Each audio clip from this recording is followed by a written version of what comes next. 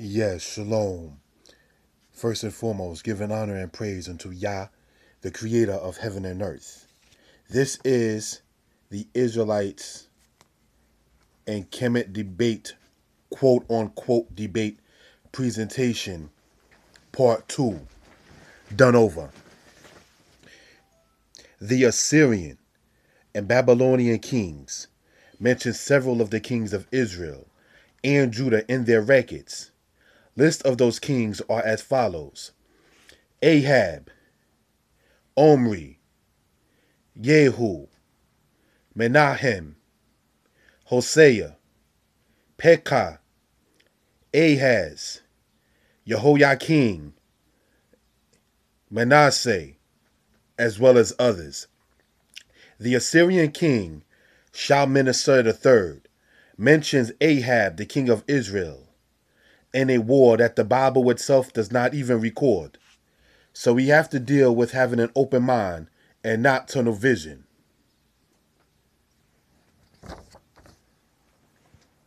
In ancient Egypt, there were 33 dynasties. Of the 33 dynasties, we see that the 15th, 16th, 22nd, 25th, 27th, 31st, 32nd, and 33rd were ruled by those who were not even the natives of Egypt itself. The 15th and 16th dynasties were the Hyksos from Asia. This was discussed in another video. The 22nd dynasty were the Libyans, also known as the Puttites in the Bible, and the Libyans were called the people of Tijanu by the Egyptians. The 25th dynasty was the Cushites being the Ethiopians. The ancient Egyptians referred to them as Kash, or the people of Tasiti. The 27th and the 31st were Persians. The Persians in the Bible were referred to as the people of Elam. The 32nd and the 33rd were the Greeks. The Greeks were referred to in the Bible as Javan. The last Greek ruler of Egypt was Ptolemy the 15th. After the rule of the Greeks over Egypt, Egypt became a Roman province. Is this why you find Egyptologists who are so fascinated about Egypt? Or are they researching the place that they conquered? Not to sound arrogant, but not one king on the throne of Israel or Judah was not of the people of Israel or Judah. Though spiritually, many of the kings of ancient Israel and Judah, well, most of them were actually wicked. We see that all the good and bad kings of Israel and Judah were all of their same people. In the 6th to the 12th century AD, we see that Islam was rife in the earth. We see that blacks were made to convert to Islam. Thus today we see Muslims in Africa. There are, as J.A. Rogers, in his book 100 Amazing Facts About the Negro, points out when he states West Africa has black Jews also. We see how there are Muslims in Africa today. But what can we say of there being black Jews in Africa?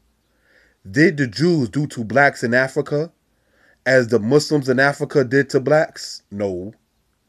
There was no quote-unquote jihad against those of the El Sharia or holy war against those of the days of ignorance, as was done to blacks by Arabs in Africa. So how can we account for the records left by Mungo Park, Leo Scipio Africanus, J.A. Rogers, and Nahum Schultz, among others, who say that the blacks fled from Israel the land during the Greek and Roman empires and scattered to West and Northern Africa? There was no mass conversion of blacks by force in Africa to become Jews or follow anything remotely tied to quote-unquote Judaism. If anything, if we look at the fact that the Yeshiah Yisrael, who are called Falashas by the Ethiopian people, was shot at while they were being airlifted to go to Israel, we see that the Israelites are not liked by all Africans.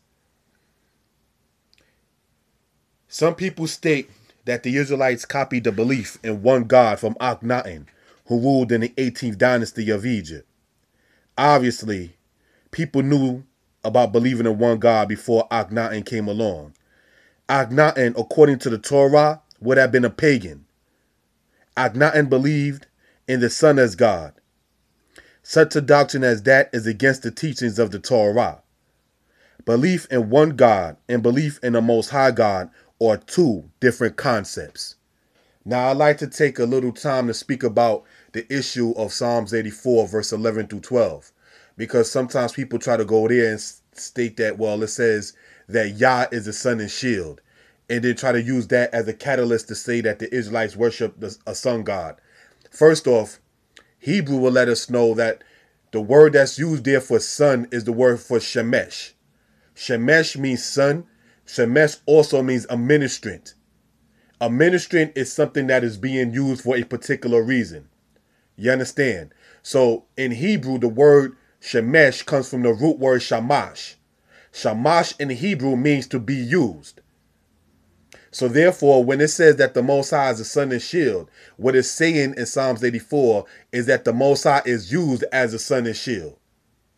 But you have to understand Hebrew to be able to understand that. For anybody who may wonder what I'm speaking on, the Hebrew word for bathroom is the word Beit Shemush, which literally means the house of usage. So if you understand that Shamash, Shemesh, Shemush, Mishtamesh, all basically is meaning the word used or to be used, then you know emphatically where the Hebrew understanding is coming from. But if you're just dealing with just the English, you're going to get lost in certain cases. Or when you're dealing in idolatry, your vision will be blocked. Let's continue on.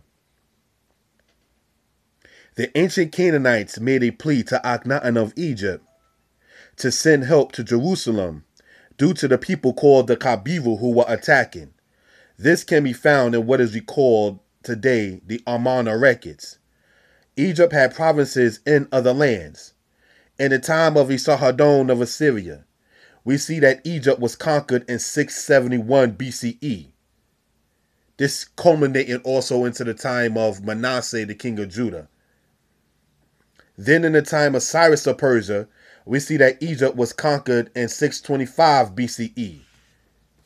The Persian Empire, which was called the Almoravid Empire, came to its zenith in 538 to 331 BCE.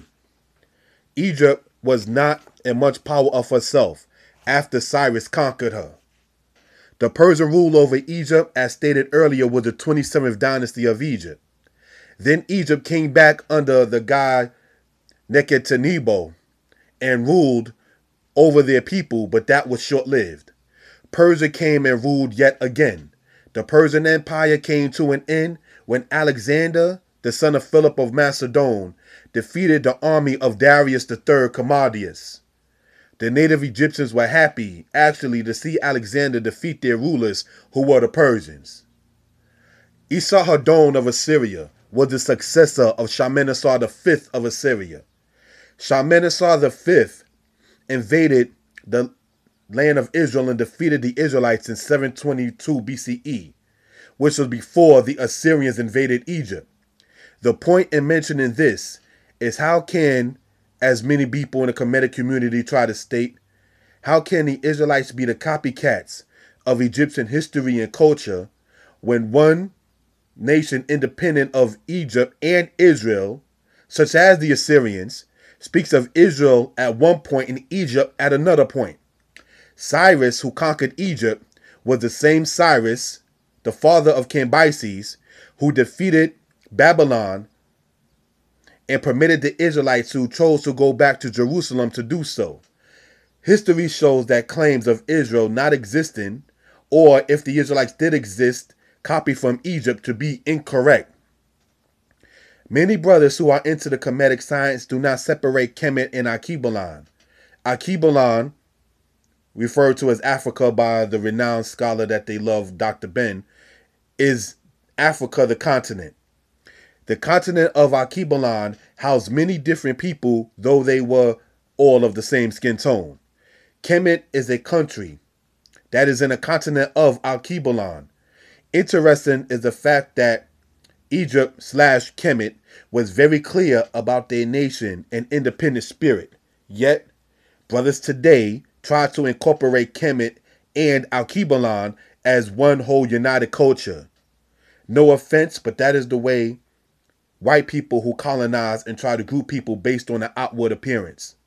The ancient Egyptians knew, when you read into the records of Kamose of Dynasty 17, when you read into the writings of and the statements of Hatshepsut of Dynasty 18, when you read even before that the writings of Senusret, called Sesostris by the Greeks, that is to say Senusret III of the 12th dynasty of Egypt, and how he felt about the people of Tasati. When you go into the record of what happened in Dynasty 4, when the people attacked the people called the Nubians, and so forth and so on. It's not too hard to figure out that the ancient Egyptians knew that they were not the same as everybody else. Everybody in the ancient world knew their land, language, and culture. It's only y'all people here who try to sit there and associate people based on the outward appearance. Oh, you got this type of looking nose. You got these type of looking lips. That's what happens when you don't know your land, language, and culture. You start looking at noses and lips to try to say that this person has to be this.